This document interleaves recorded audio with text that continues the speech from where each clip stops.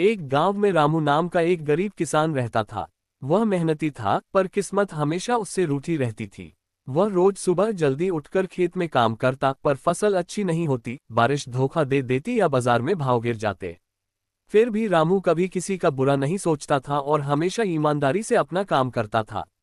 एक दिन रामू खेत में हल चला रहा था, तभी उसे जमीन में कुछ कठोर चीज टकराई। जब उसने जरा गहराई से खोदा तो एक भारी थैला निकला। उसने थैला खोला तो उसकी आंखें फटी की फटी रह गईं। थैले में सोने की अशर्फियां थीं। इतने सोने से उसका पूरा जीवन बदल सकता था। पर रामू एक पल सोच में पड़ गया। वह जानता था कि यह सोना उसका नहीं है। वह गांव के सरपंच के पास गया और उन्हें सारी बात बताई।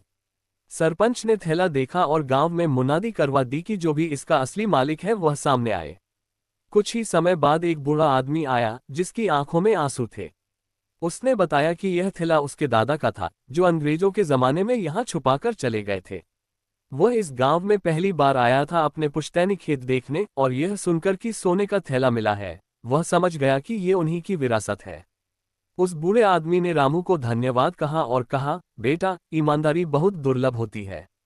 तुमने आज जो किया है वह अनमोल है। उसने रामू को आधे थैले की अशर्फियां देने का प्रस्ताव किया। रामू मुस्कुराया और बोला, बाबा, ये सोना आपका है। मेरी कमाई मेरी मेहनत है और वही मुझे सुकून देती है। ये सुनकर बूढ़े आदमी भावुक हो गया। उसने गांव के सरपंच से सलाह की और फिर पूरे गांव के सामने घोषणा की कि वह अपनी पुश्तैनी जमीन रामू के नाम करता है, इनाम के तौर पर नहीं, बल्कि उसकी ईमानदारी की कीमत के रूप में।